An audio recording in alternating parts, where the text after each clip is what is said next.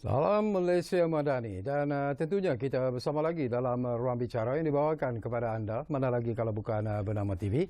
Dan satu lagi topik yang mungkin jarang disembang-sembang tetapi merupakan satu topik yang cukup menarik sebenarnya. Dan kita ada dua tetamu yang cukup hebat sudah pun menemani saya di studio ruang bicara ini. Dan topik yang menjadi pilihan kita di ruang bicara hari ini ialah meneroka R&D dan eko pelancongan jati. Ini sesuatu yang cukup menarik sebenarnya. Dan kalau saudara sendiri dapat melihat di atas meja saya dan malah sampai di sini pun, ini adalah produk-produk yang dihasilkan melalui kayu jati. Dan ini merupakan sesuatu yang mungkin ramai juga tak mengetahuinya. Jadi inilah antara intipati perbincangan bersama dengan dua tetamu yang ada bersama saya di studio Ruang Bicara hari ini. Baiklah, izinkan saya memperkenalkan tetamu-tetamu yang sudah pun bersiap sedia bersama dengan saya. Yang paling dekat dengan saya ini, kita ingin mengucapkan selamat datang dan juga jutaan terima kasih sebenarnya kepada yang berbahagia Dr. Muhammad Zaki Abdullah, yang merupakan pengarah bahagian bioteknologi perhutanan di Institut Penyelidikan Perhutanan Malaysia ataupun FRIM. Jadi Dr. Zaki, apa khabar? Baik, alhamdulillah tuan. Ini juga pertama kali bersama kami di Ruang Bicara. Ya, ini pertama kali saya sampai ke Bernama. Jadi kan. Okey. Terima kasihlah pada pihak Bernama sudi menjemput untuk kita berkongsi tentang. Kami juga berterima kasih kerana sudi untuk bersama kami di program Ruang Bicara ini. Baik, seorang lagi tetamu yang juga ada bersama kita, tentunya sesuatu yang menarik akan kita kongsi nanti bersama dengan yang berbahagia Dr. Farah Fazwa Muhammad Arif, iaitu Ketua Program Membaik Biak Tumbuhan, dan beliau juga merupakan penyelaras di stesen penyelidikan FRIM di Mata Air. Jadi Dr. Farah, apa khabar? Oh, sihat, alhamdulillah. Saya tengok bila Mata Air itu saya ingatkan datang daripada Perlis, tak ya? Bukan, saya bukan asal dari Perlis lah. Tapi kalau di Perlis dia tak sebut Mata Air kan, dia sebut Mata Ayak. Mata Ayak, boleh. Masuk utara. Betul. Okey, kepada anda yang mungkin juga ingin mendapat pandangan dan juga pendapat berkaitan dengan isu yang kita bincangkan hari ini, terutamanya yang berkaitan dengan eko pelancongan jati, saya mendapat keizinan sebenarnya daripada kedua-dua tetamu ini membenarkan anda untuk memanggil, bertanya apa saja berkaitan dengan eko pelancongan. Jadi gunakanlah dua talian yang kami sediakan kepada anda di 03-2604-0155 dan satu lagi talian seperti biasalah di 03-2694-0155. Baik, sebagai permulaan barangkali lah kita tahu dua orang kuat dari FRIM ada bersama dengan kita. Mungkin menarik juga kalau Dr. Zaki sendiri memperkenalkan diri dulu terlebih dahulu, latar belakang dan sudah berapa lama dengan FRIM sebenarnya. Jadi silakan Dr. Zaki. Ya, terima kasih tuan moderator lah sebagai kan. So saya Muhammad Zaki Abdullah lah. Tadi dia ada sebut tentang apa Mata Ayak. Mata Ayak. Saya kampung di Mata Ayak. Saya memang asal orang Perlis. Okey. Jadi stesen Mata Air ni dia dekatlah dengan saya sebab daripada peringkat awal lagi, daripada kecil lagi kita dah tahu. Sebab kalau tentang stesen ni kalau di orang Perlis lah dia panggil kebun jati. Okey. So dia lebih sinonim lah, lebih dekat. So saya telah berkhidmat di FRIM selama 26 tahun, iaitu bermula pada tahun 1997 lagi lah. So bidang kepakaran saya lah lebih kepada untuk penghasilan baka-baka tumbuhan untuk spesies untuk ladang hutan dan juga herba lah. Okey, menarik. Dr. Farah pula sedikit latar belakang anda. Okey. Saya mula bekerja di FRIM awal tahun 2003 hingga ke hari ini. Jadi nampaknya almost 20 tahun lah bersama FRIM. Dan bidang kepakaran saya adalah lebih kurang Dr. Zaki. Kita satu tim yang sama. Kita panggil sebagai plant breeder lah. Di mana kami mengkhususkan kepada penghasilan variety-variety klon-klon yang bermutu tinggi. Daripada spesies pokok maupun herba. Ya. Okey, sebelum saya lontarkan persoalan kepada Dr. Mat Zaki, barangkali saya juga nak dapat penerangan sikitlah Doktor ya, tentang apa ni produk-produk yang ada di atas meja di depan saya. Ini kita tahulah ini memang kayu jati lah ya. Yang ini pula apa? Jam yang juga dibuat daripada kayu jati sebenarnya. Ya, macam yang produk-produk yang dipamerkan ni kan. Seperti jam dan juga mangkuk ni. Semuanya hasil daripada kayu jati lah. Kayu jati yang berdiameter kecil ataupun sisa-sisa tu. Yang kita tukar daripada waste to wealth. So kalau dekat bawah sini pun masih ada lagi produk dia. Okey. Saya boleh kongsikan juga. Ini apa tu? Ini orang panggil masa kalau rumah dia ada beranda tu kan. So tiang di beranda. Ya betul. So ini hasil daripada produk larik lah. Ini memang kayu jati. Kayu jati Kak. Wow. Dia yang saiz kecil tu, yang tidak dibuat perabot ke apa, hasil sisa-sisa dia tu kita proses dan jadi ke dalam bentuk yang ni lah. Okey, kita nak pergi kepada sesuatu yang mungkin perlu ataupun lebih serius. Ini tentang sejarah dan juga latar belakang mengenai penubuhan stesen penyelidikan mata air ini, Doktor. Okey, tentang sejarah penubuhan stesen mata air ini, dia berkait rapat sebab dahulunya dia dikenalikan sebagai stesen penyelidikan luar. Iaitu dia melakukan aktiviti R&D untuk orang cakap ujian percubaan spesies. Jadi dia pelbagai jenis spesies lah. So bila jati ni dia bermula pada tahun 1953 lagi lah. Kalau di Perlis tu, di kawasan stesen, di kompartmen 17, sekarang ditadbir atau diuruskan oleh Jabatan Perhutanan Negeri Perlis. Sudah ada satu petak jati yang tertua. Kita boleh klaim tertua di tanah daratan. Okey, di tanah daratan ada satu petak jati tahun 53. So daripada situ stesen dia melakukan kajian lah. Kajian untuk dari segi ujian untuk penanaman, penghasilan baka dan sebagainya. Selain pada spesies jati ni juga kita ada beberapa spesies lain juga. Contohnya untuk pada tahun 74 dulu kerajaan cuba memperkenalkan spesies luar, spesies ladang yang cepat tumbuh. Contohnya pokok pine, kalau tuan pernah dengar, pokok pine, Araucaria, dan di kawasan stesen itu dia meletakkan sasaran untuk menghasilkan biji benih. So daripada situlah stesen ini ditubuhkan. Kemudian bila frame telah jadi badan berkanun pada tahun 1985, jadi stesen ini telah kita tubuhkan dan kita gelar dipanggil sebagai stesen penyelidikan frame mata air. Okey, sesuatu yang penting juga Dr. Farah ya. Ramai ialah saya sendiri pun ingin tahu juga kenapa spesies jati ini sebenarnya diberi keutamaan di stesen penyelidikan mata air ini. Okey, seperti yang telah diterangkan oleh Dr. Zaki, seawalnya telah pun ditanam ya, seawal tahun 50-an.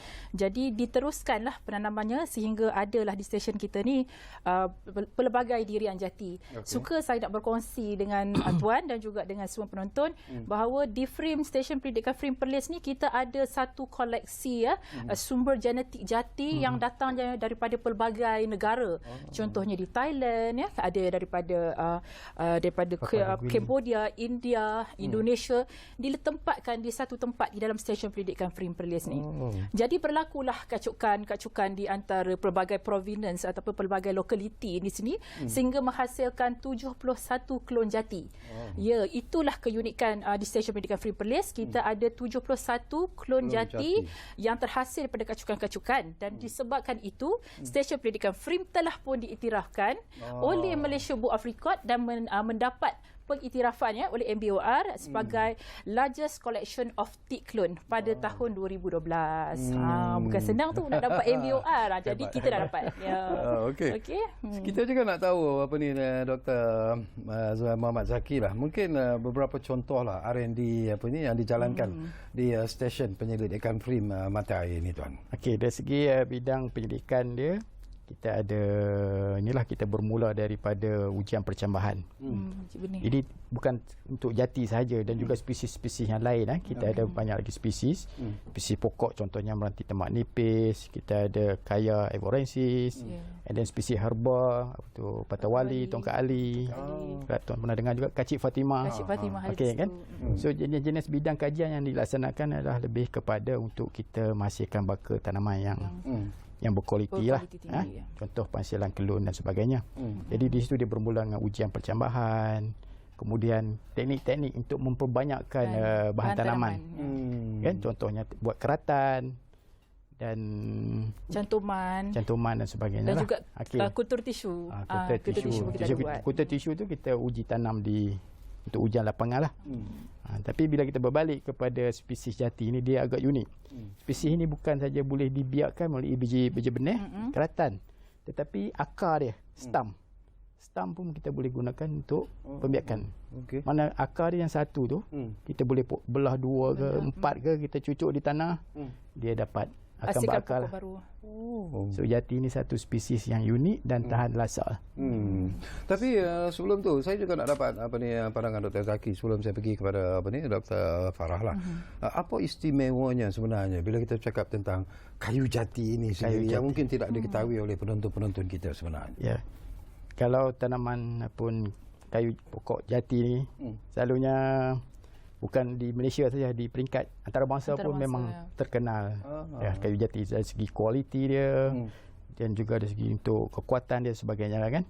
So far kalau untuk kayu jati ni semua kita maklumkan bahawa spesies ni dia bukan spesies tempatan.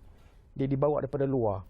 Diperkenalkan daripada luar. Okey, sejarah kebanyakan negara yang boleh katakan native bagi spesies jati ni, contohnya kalau Thailand pun di sebelah utara. Kemudian ada daripada India, Laos atau kita panggil Indo-China lah, kawasan Indo-China. Kawasan yang native bagi untuk spesies jati ni. Tapi in terms of quality adakah sama walaupun dia datang daripada pelbagai negara? Dari segi kualiti, kalau tuan pernah dengar ada orang gelarkan jati emas, jati merah dan sebagainya. Tapi dari segi scientific name dia, Tectona grandis tu dia masih sama. Mungkin dia ada perbezaan sikit dari segi sifat ataupun kayu lah. Sebab dia bergantung kepada keadaan persedaran. Mungkin yang jati emas tu dia nampak lebih daun dia shining kuning apa kan. Tapi kita dapat membezakan antara dari segi sifat morfologi. Kalau benih tu daripada India ataupun daripada Thailand, kita dapat membezakan dari segi fenologi dia. Morfologi. Contohnya dari segi daun. Kalau daripada daun, kalau kita jati daripada India, kualiti daripada India, daunnya lebih gelap dan macam licin, macam baldu. Berbanding dengan yang Thai lah. Di situ.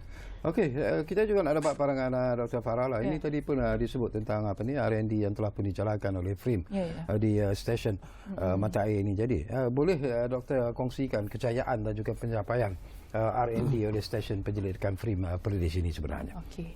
Bila kita dah menjalankan kajian, kita perlu mendapat sesuatu, orang kata kepuasan sebagai saintis ni. Betul. Apa kejayaan yang kita ukir daripada R&D yang kita telah jalankan. Jadi untuk makluman tuan dan penonton, kita sebenarnya bermula pada tahun 2018. Kumpulan pelidik jati ni telah pun masuk Hari Inovasi lah di peringkat FRIM, di peringkat jabatan pada tahun 2018 dan telah memenangi anugerah perak ketika itulah. Di mana kita inovasi ini berkaitan dengan baka berkualiti tinggi spesies jati lah. Yang mempunyai ciri-ciri superior.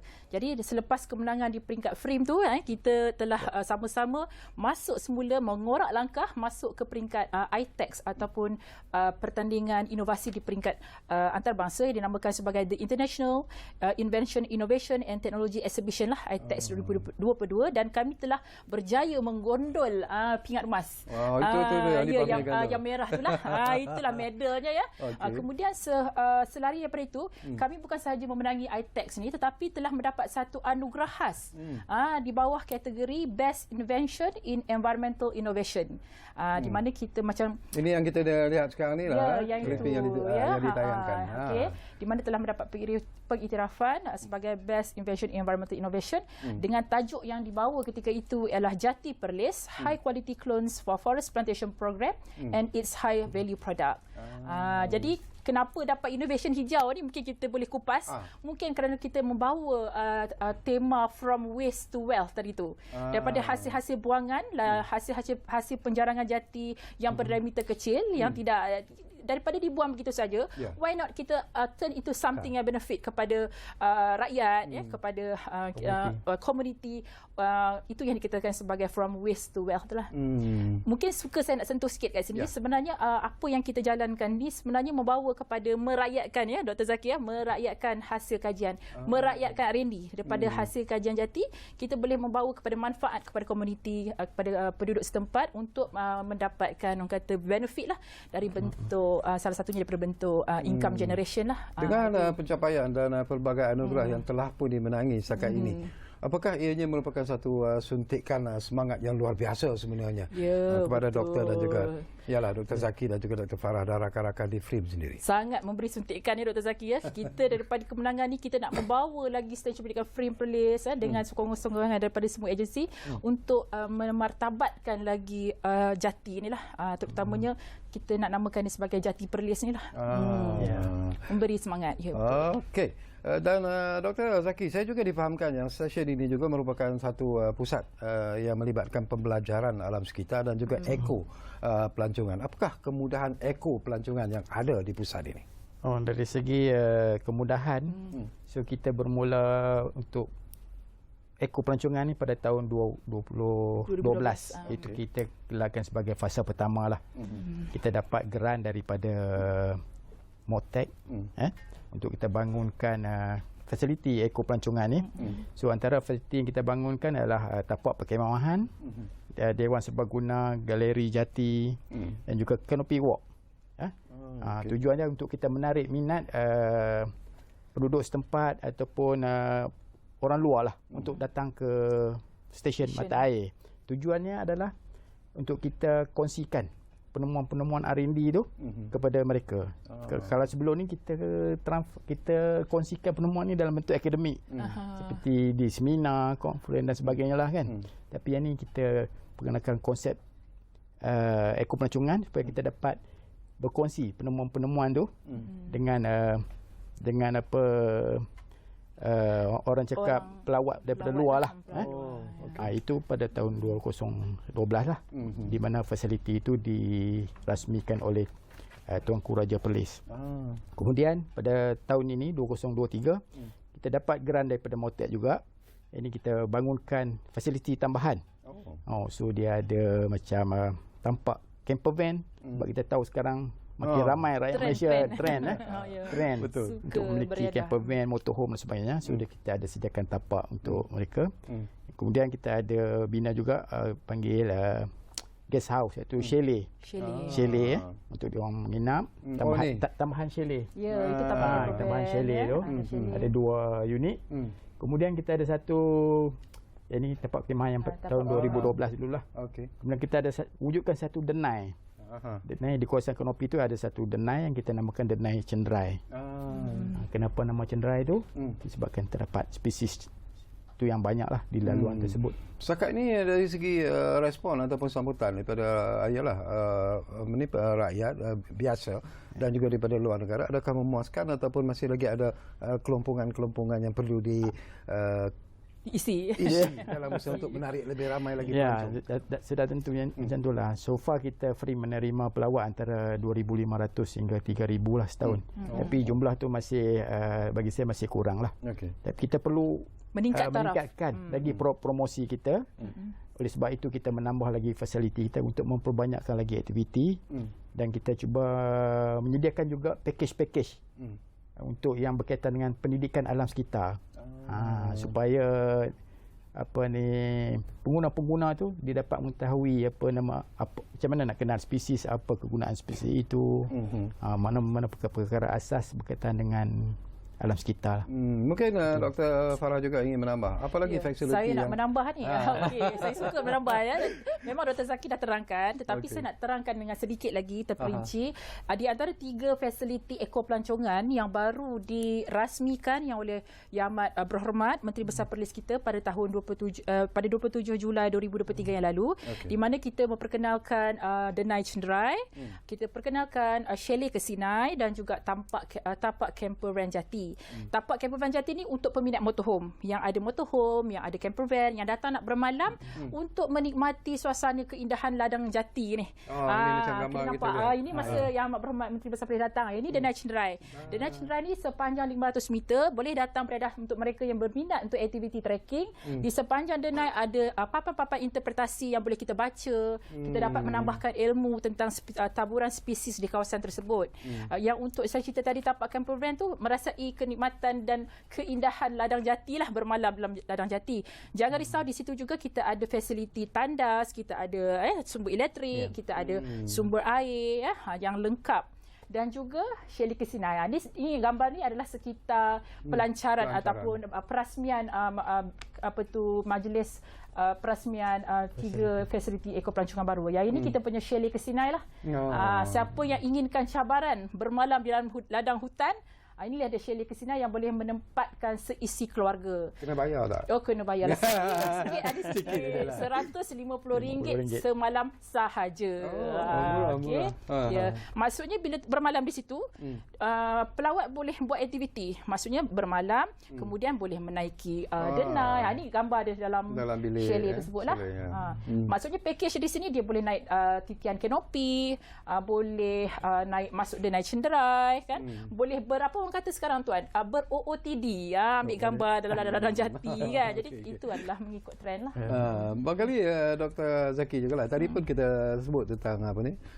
Sambutan. Tetapi mungkin Freem juga sebenarnya ada sasaran golongan sasar sebenarnya untuk datang berkunjung ke stesen ini. Okey, baik. So kalau kita tengok dari sejak kita perkenalkan Eko Pencongan di stesen mata air tu pada tahun 2012, kita dapati golongan yang banyak datang tu adalah daripada pelajar sekolah rendah, sekolah menengah dan juga daripada IPTA dan juga IPTS lah. So di sini mereka melakukan aktiviti-aktiviti yang berkaitan juga dengan pendidikan alam sekitar.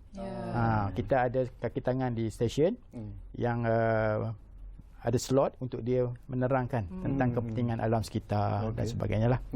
Kemudian ada juga kita terima tetamu daripada jabatan kerajaan yang melakukan untuk bengkel, untuk motivasi dan sebagainya lah. Tapi untuk kita meningkatkan lagi, kita perlu promosi yang lebih lah.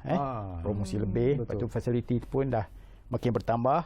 So ini pihak Freem akan melakukan lebih promosi lah bagi meningkatkan jumlah pengunjung. Dan untuk tahun 2024, tahun hadapan dan hingga 2025, kita juga menyahut cabaran Kerajaan Negeri Perlis sebagai tahun melawat Negeri Perlis. Di situ kita akan mensasarkan jumlah pengunjung yang lebih tinggi lagi lah. Bila you bercakap tentang promosi lah, mungkin Dr. Farah boleh kongsi agaknya apa yang Dr. Farah terfikir yang barangkali yang bentuk promosi yang mungkin lebih efektif dalam usaha untuk menarik mereka untuk datang ke mata air ini sebenarnya. Salah satunya sekarang lah.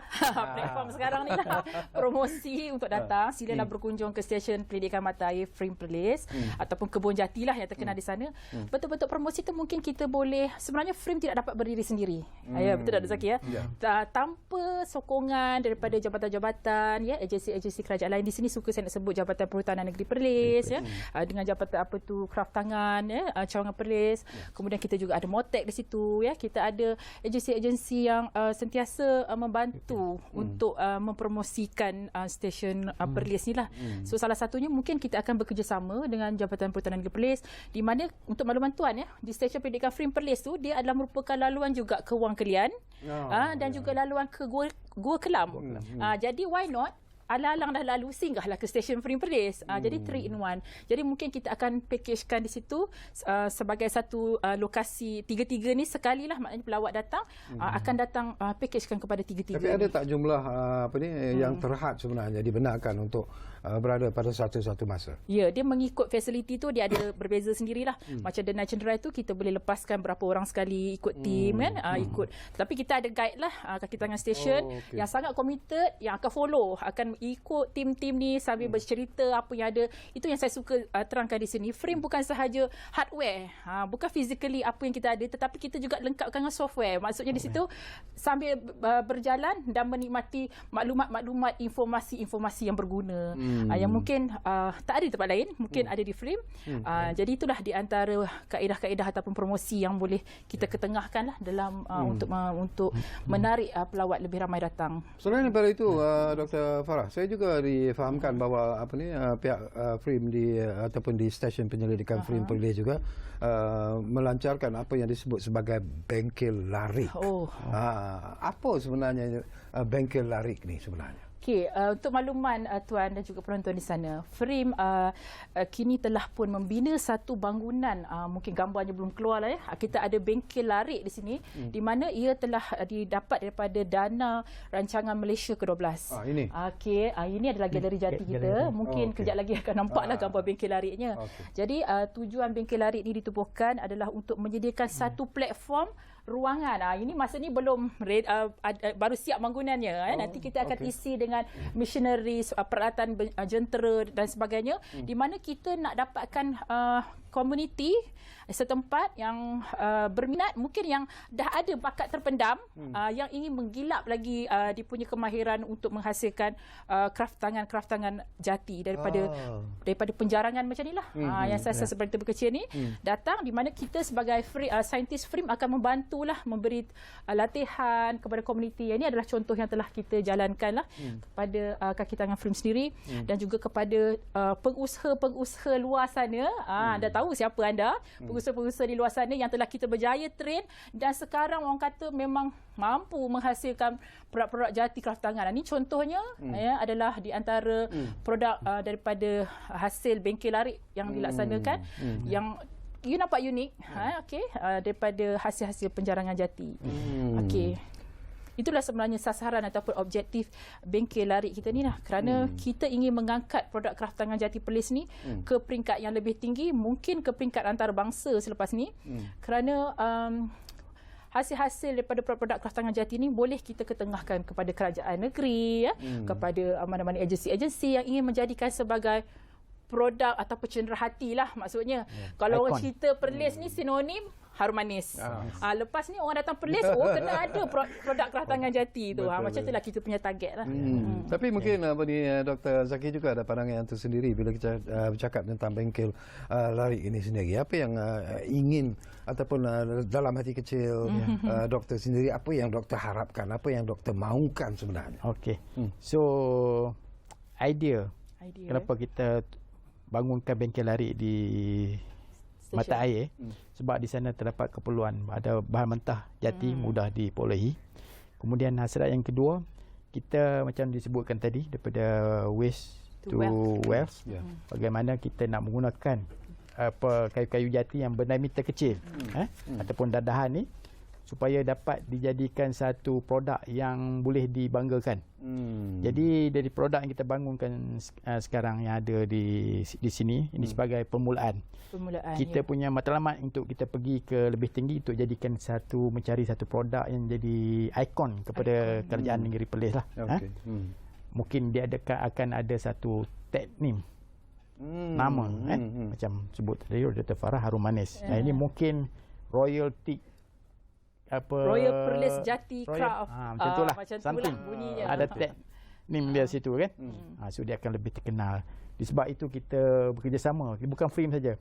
Kita di situ kita ada dari segi kemampuan kita ada limitation. So kita bekerjasama dengan kraft tangan. Mungkin mereka dapat memberi pandangan dari segi pemasaran, dari segi idea reka bentuk dan sebagainya.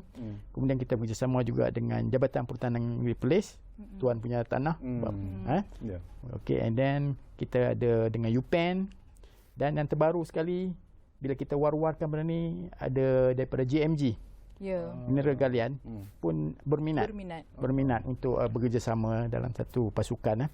Mungkin dia nak hasilkan juga produk ada kombinasi daripada kayu dan juga mineral batu-batuan ni kan. Sebab mereka ke arah untuk menjadikan geopark, untuk gazetkan kawasan geopark di Perlis dan juga di Kedah. Di situ mereka melihat ada potensi untuk bangunkan satu produk cenderahati yang boleh dibanggakan lah. Menarik. Kita akan sambung lagi Dr. Zaki dan juga Dr. Farah. Tapi seperti biasalah kita diarah untuk berehat dulu buat seketika. Saya tahu Dr. Farah pun mungkin ingin membasahi tekak, bersemangat sebenarnya. Jadi ini ruang dan juga peluang lah kami berikan kepada Dr. Farah dan juga Dr. Zaki. Kita teguk dulu minumannya disediakan, dan kepada anda jangan ke mana-mana. Kembali semula sebentar saja lagi bersama kami di ruang bicara ini, kerana kita berehat hanya untuk seketika. Dan sementara itu saya ingatkan lagi, dua talian itu sebenarnya masih kami buka kepada anda. Jadi kalau anda juga ingin berkongsi pandangan dan juga pendapat, terutamanya berkaitan dengan Eko Pelancongan Jati, jangan lupa guna dua talian yang kami sediakan kepada anda, 0326040155, 0329400155. Kita lihat dan kembali semula Ruang Bicara Bernama TV. Okey, kita kembali semula ke ruang bicara ini. Masih lagi bercakap tentang topik yang saya kira menarik sebenarnya, iaitu meneroka R&D dan Eko Pelancongan Jati. Dan tentunya kita masih lagi bersama dengan dua tetamu orang kuat dari FRIM berada bersama saya, iaitu Dr. Muhammad Zaki Abdullah, pengarah bahagian bioteknologi perhutanan di FRIM, dan juga Dr. Farah Fazwa Mat Arif yang merupakan ketua program Membaik Biak Tumbuhan dan juga merupakan penyelaras di stesen penyelidikan FRIM Mata Air.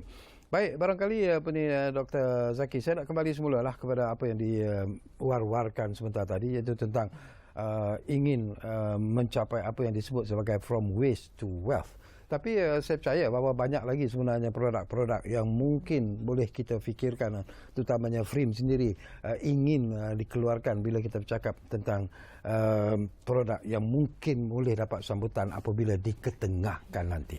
Pandangan doktor.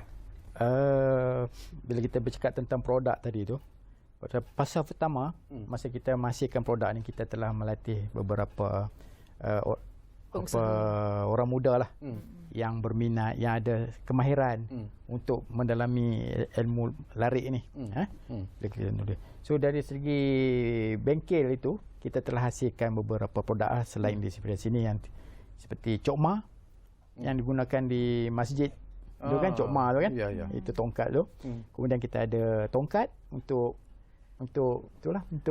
tongkat kan? Untuk mereka yang memerlukan. Kemudian kita ada produk-produk lain juga seperti rehal, kan, yang membahasakan daripada hasil larik tu. So itu antara yang diorang telah sediakan lah. So untuk kita ketengahkan lagi produk ini, mungkin kita akan ada satu bengkel untuk fasa kedua lah. Untuk kita mencari lagi bakat-bakat pengusaha, orang muda yang berminat. Maknanya kita agak suka sebenarnya untuk mencari bakat-bakat muda ini yang minat dalam bengkel ukiran, dari segi kreativiti mereka. So yang mana yang kita telah latih sebelum ni, diorang tu memang telah ada perusahaan sendiri, kecil-kecilan. Mereka menerima tempahan-tempahan produk kraftangan daripada contoh yang kita lihat. Ini antara produk-produk daripada Maknali Dr. Farah, bila kita lihat produk-produk yang dipamerkan sekarang ini dan dipertontonkan kepada penontonnya, barangkali bila kita bercakap in terms of ideas and creativity, sebenarnya barangkali ianya merupakan sesuatu yang luas dan besar, tetapi saya percaya FRIM juga ada matlamat tertentu sebenarnya selain daripada pengeluaran produk ini, tetapi harus memenuhi kehendak yang diinginkan sebenarnya. Mungkin Dr. Farah boleh komen sikit. Ya, maksudnya kita sebenarnya apa yang membezakan produk free daripada larik ni, sebenarnya kita nak hasilkan selain produk jati yang menggunakan hasil penjarangan ni, kita sebenarnya nak memartabatkan jati kita ni, di mana untuk makluman tuan dan juga penonton, pihak FRIM melalui bahagian inovasi dan komersialisasi kita lah, di mana mereka telah pun berbincang dengan Perbadanan Harta Intelek Malaysia ataupun MyIPO untuk mendapatkan perlindungan harta intelek ataupun IP lah, di mana terutamanya dalam aspek petunjuk geografi, di mana kita nak penjenamaan produk jati yang dihasilkan di stesen FRIM Perlis ni adalah terjamin dari segi kualiti dan keasliannya. Jadi apa itu petunjuk geografi ni?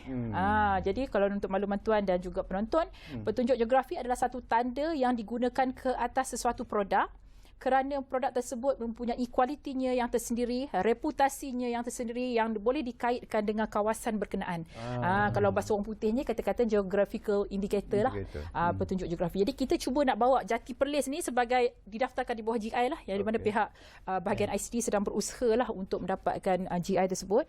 Dan bagi tujuan itu kita perlulah bekerjasama dengan MyIPO, dengan Jabatan Perhutanan Negeri Perlis, dengan bahagian perancangan ekonomi Negeri Perlis, dengan kraftangan yang sentiasa bersama-sama FRIM, kerana mereka sedang berusaha, kita berusaha untuk mewujudkan satu pelan induk untuk produk jati, termasuklah cadangan kepada Kerajaan Negeri Perlis, mewujudkan penjenamaan seperti yang dimaklumkan Dr. Zaki tadi. Kita nak something like Royal Perlis Jati Craft, yang mana yang mampu melonjakkan produk Jati Perlis ke peringkat yang lebih tinggi. Okey, Dr. Zaki saya tambah sikit lah. Sila. Jadi dia segi yang GI tu, kita bermula daripada bahan mentah, mana betul. Bahan mentah itu hasil daripada ladang, mana kita menggunakan klon-klon ataupun baka yang telah kita bangunkan tadi tu, kan?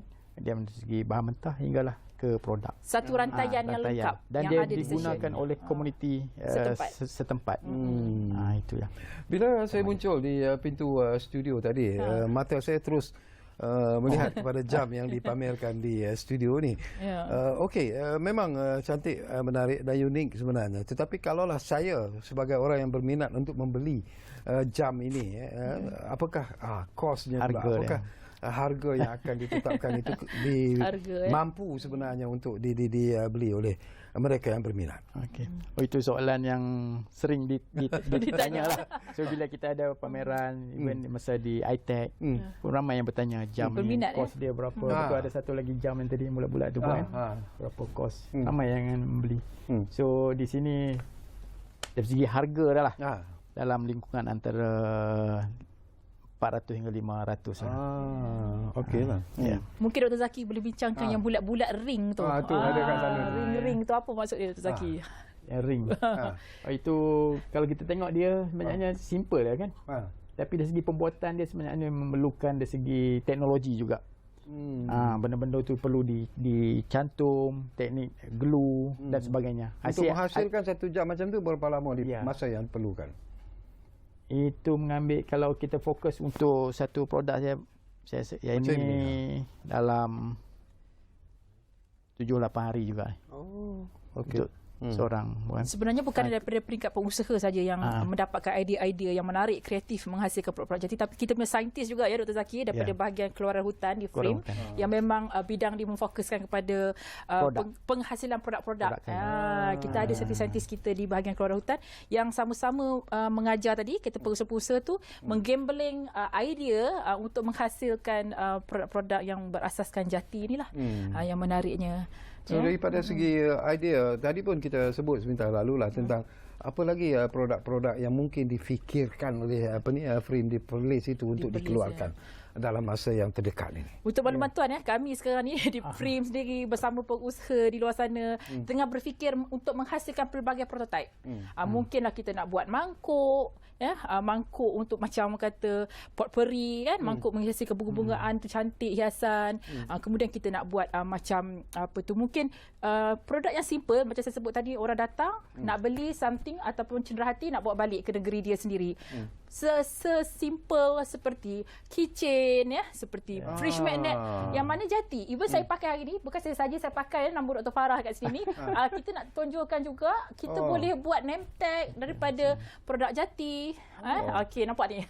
Ini semua adalah idea-idea yang ditunjukkan oleh Frame, dan kita juga mendapat permintaan dan ada ramai peminat juga, agensi-agensi bila kita pergi pameran minat untuk buat name tag yang seperti inilah. Tapi Muhammad Zaki, Dr. Zaki bukan. Kita saja bawa pakai variasi nak macam tu boleh, nak macam ni pun boleh kan. Jadi kita nampak tak idea-idea tu kan, kicin-kicin yang orang senang beli bawa balik kan. Kemudian mangkuk-mangkuk, kemudian kita ada coming lah, kita nak kata ashtray kan, tempat letak habuk rokok tak kena pula kan. Jadi berkonsepkan yang macam itulah yang menggunakan kemahiran larik.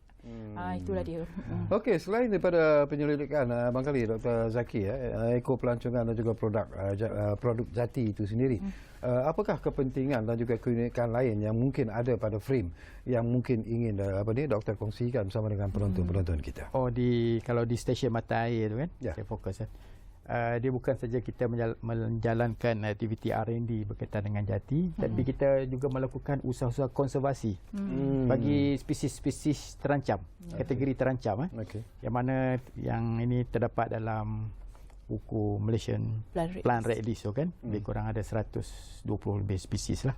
So di situ kita cuba mencari spesies-spesies terancam yang kita perlu lindungi dan juga kita perbanyakkan dia. Kita ingin memperbanyakkan dia supaya satu hari nanti dia dapat keluar daripada senarai kategori terancam lah. Jadi di stesen tu kita telah melakukan kutipan bagi spesies-spesies yang terancam dan menubuhkan satu plot. Kita panggil germplasm spesies terancam lah. Bila doktor sebut tentang spesies terancam itu, mungkin boleh kita tahu jenis spesies apa yang berada dalam kategori ini? bagi contoh ya, spesies terancam tu yang critical endangered, contohnya kruing congan, kalau pernah dengar. Lepas tu dia ada apa, balau pasir tak silap saya, dan ada banyak lagi spesies lah. Itu yang antara koleksi yang kita ada lah. Dan terancam ini daripada mana? Dia selalunya spesies terancam ni dari segi bilangan dia. Semakin bilangan dia di dalam hutan tu dah kurang. Semakin sukar ditemui. Selalunya spesies terancam ni dia sukar untuk berbuah, untuk kita dapatkan sumber-sumber biji benih dia, kan? Jadi makin lama dia akan tinggal, bilangan dia tinggal sedikit lah. So dia ada dari segi inventory, nanti dia akan kategorikan sebagai dia critically endangered, terancam, ataupun hampir terancam dan sebagainya lah. Dia ada kategori dia. Selain daripada apa ni, ialah kan disebabkan oleh keadaan cuaca barangkali juga memainkan peranan. Tetapi ancaman daripada apa ni, manusia itu sendiri, yang mungkin ada golongan-golongan yang tidak tahu bahawa ini merupakan spesies yang perlu dijaga, diambil berat dan sebagainya. Jadi apakah faktor ini juga masih lagi menjadi antara faktor yang menyebabkan berlakunya keancaman, terancamnya spesies-spesies? Urusan spesies itu je lah. Kita tak nafikan dari segi pembangunan. Pembangunan. Kan? Juga menyebabkan spesies-spesies itu mungkin akan pupus ataupun terancam. Jadi di sinilah peranan FRIM untuk kita membantu pihak PBT dan sebagainya. Sebagai contoh saya bagi itulah, masa di Rawang, di Rawang untuk bina bypass. Di situ terdapat spesies yang endemik. Hanya kawasan endemik ni hanya boleh didapati di kawasan situ saja sempat, iaitu spesies merawan kancing. Bila kita dah frame bantu pihak BT mengatakan di situ terdapat spesies endemik iaitu merawan kancing, makna dari segi pembinaan bypass tu dilencongkan.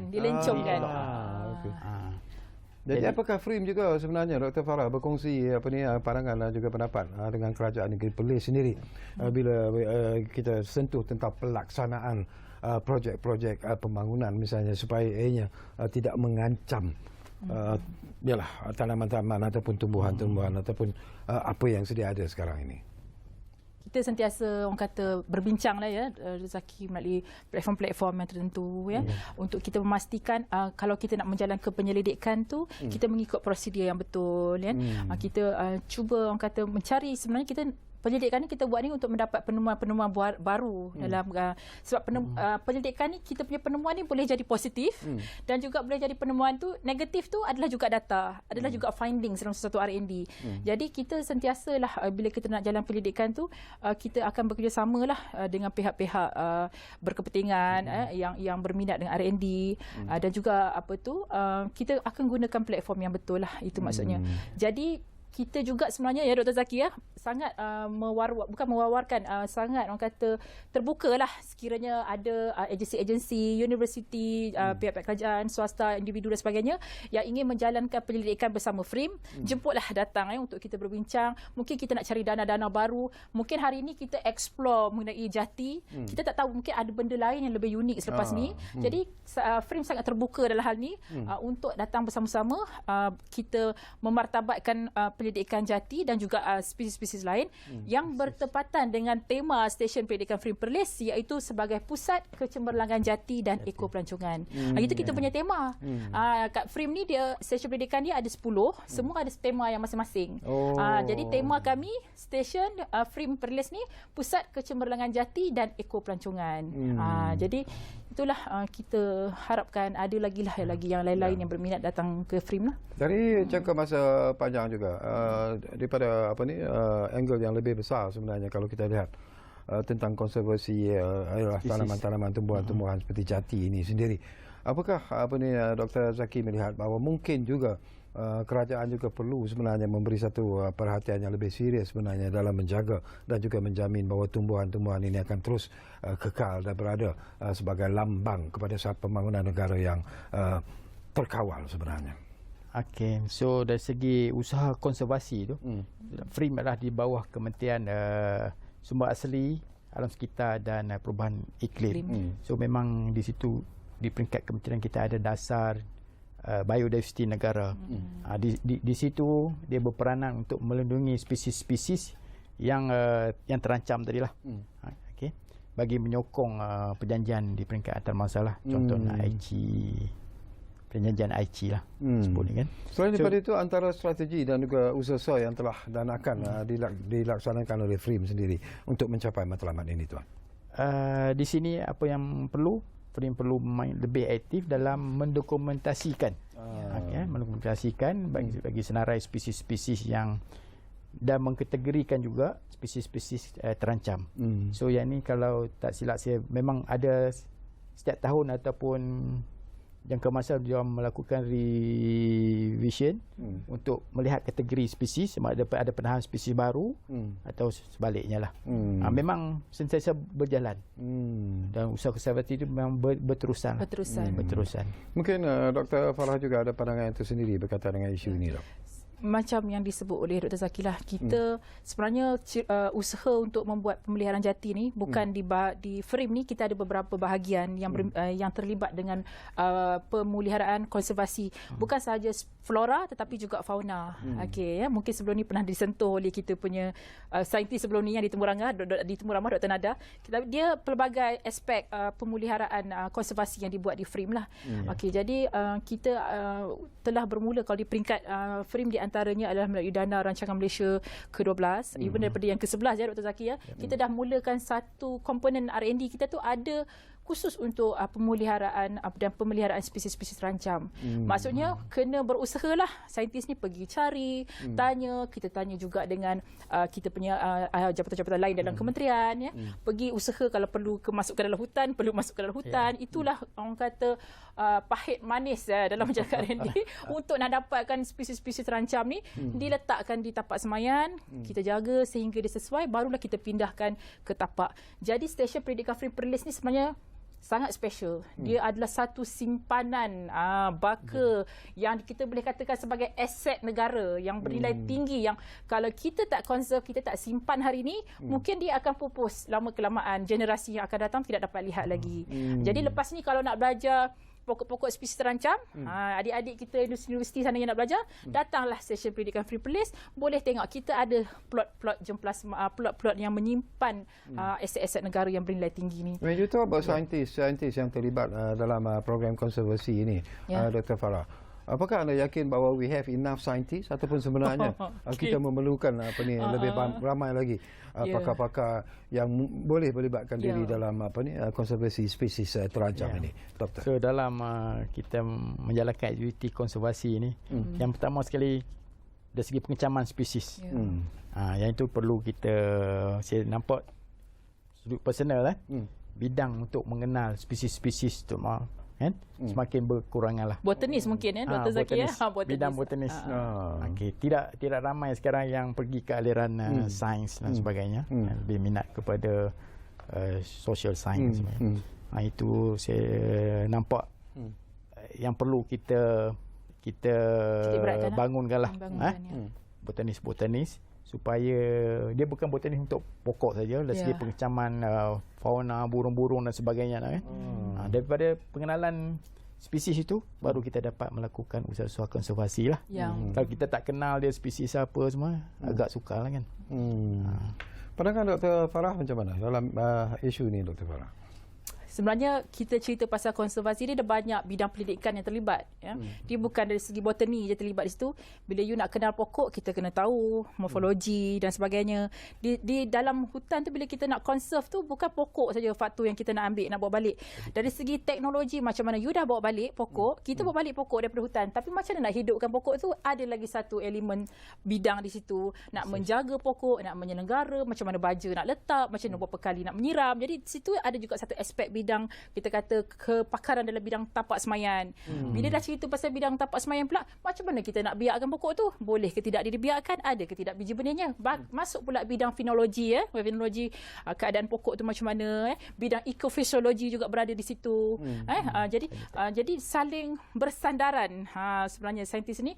Bila kita dah cerita bidang tersebut, masuk pula isu cerita soil scientist pula di situ, tanah apa yang sesuai untuk menanam dan sebagainya. dunia. Jadi bidang-bidang pendidikan sains ni menyeluruh sebenarnya.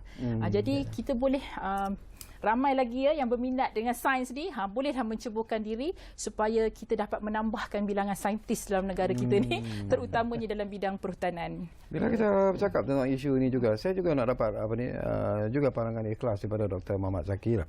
Kalau kita lihat daripada perkembangan semasa lah, kita bercakap tentang cuaca yang menjadi semakin tidak menentu sebenarnya. Kita bercakap tentang kegairahan orang menerokai hutan untuk membuka untuk penggunaan pembangunan misalnya. Jadi apakah ini juga sebenarnya memberi impak ataupun kesan sebenarnya bila kita bercakap tentang konservasi spesies terancam ini, Tuan? Yang berkaitan dengan perubahan iklim, kan? Ya. Sudah tentu dia melibatkan dari segi hutan itu dia sebenarnya sebagai satu filter. Bila hutan tu dia kurang. Makna suhu akan meningkat kan.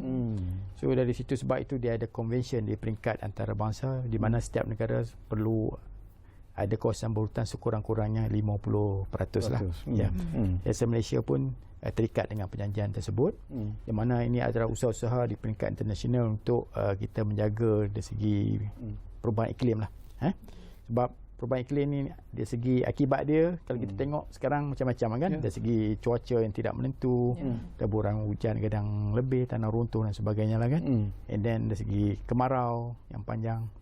Dan ini cabaran dalam bidang pendidikan juga agak tinggi juga, sebab dalam kita menghasilkan ataupun menghasilkan baka-baka tanaman tadi, dia mempengaruhi juga. Mempengaruhi data kita juga sebenarnya. Kita perlu cari satu baka-baka yang tahan ataupun resisten kepada keadaan cuaca sekarang.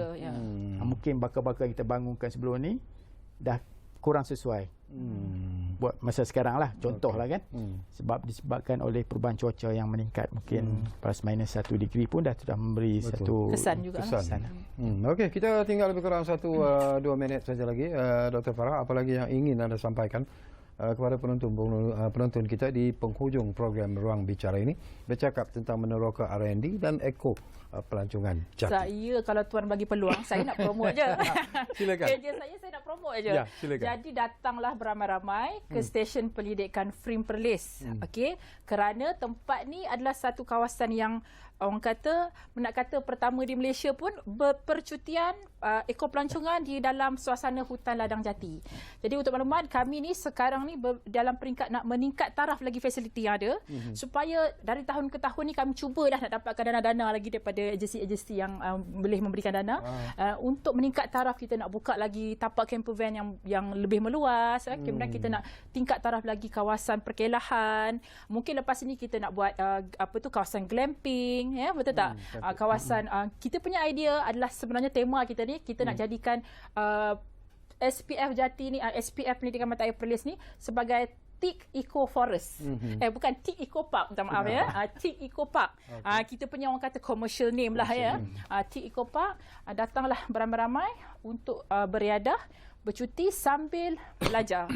Sambil menimba ilmu. Ya, jadi kalau mereka yang berminat untuk datang melancong ataupun beriadah di stesen pendidikan Frim Perlis, bolehlah menghubungi pejabat stesen kami di talian 04, boleh ambil pen catat ya, 04 945 6235. Okey. 945 6235, bolehlah membuat tempahan ya. Okey, itulah. Baik, terima kasih banyak-banyak kepada Dr. Farah Fazwa Madarif. Tinggi-tinggi terima kasih tentunya kepada Dr. Muhammad Zaki Abdullah kerana sudi bersama kami di Ruang Bicara ini, dan kita mengucapkan juga setinggi-tinggi tahniah dan teruslah berusaha kepada rakan-rakan kita di stesen penyelidikan Frim Mata Air, kerana ini merupakan sesuatu yang cukup penting sebenarnya. Dan sesungguhnya lah kalau kita melihat kepada perkembangan semasa, terutamanya bila kita bercakap tentang penerokaan hutan-hutan untuk pembangunan dan sebagainya, ia harus juga melihat kepada kenapa kita perlu mengekalkan hutan hutan-hutan ini, terutamanya yang melibatkan ekopelancongan yang mungkin boleh memberikan sesuatu yang cukup menarik sebenarnya kepada kita. Baiklah, terima kasih kepada anda yang menumpukan perhatian bersama kami di Ruang Bicara, dan jangan lupa seperti yang selalu kami janjikan kepada anda, Ruang Bicara akan terus berbicara bersama anda dari masa ke semasa. Kita jumpa lagi. Okey, terima kasih.